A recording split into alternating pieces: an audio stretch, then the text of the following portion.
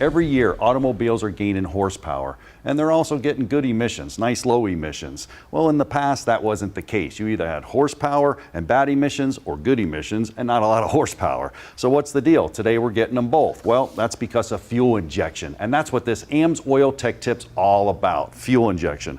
Where do we start? Well, the evolution, of course. Let's take a look at fuel injection. Well, it evolved from carburation. Carburation was on your old cars, no fuel injection whatsoever. We just dumped the fuel down there, and that's what you got. But it was nice, wet, rich mixture. That's important. Then we went to TBI, which was fuel injection. It's throttle body injection. Actually went down over the actual throttle body, washed the valves. Once again, a nice, rich mixture. Then we went up to the multi-port injection. You can see the injector right above the valve. We got a little bit leaner, we got better fuel control, but we were still washing the valve. Well, today, folks, we're down to direct injection. And Len, that's important because with direct injection comes some inherent problems. Things like super lean mixtures, high pressures in the cylinder creating a lot of heat. That's a problem.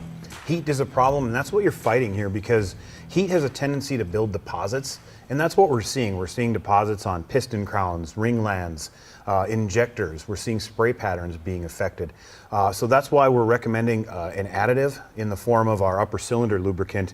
It's got a real potent detergency in it, designed to take those high heat situations that we're putting the fuel into, and we are recommending that every single tank. You want to do it often.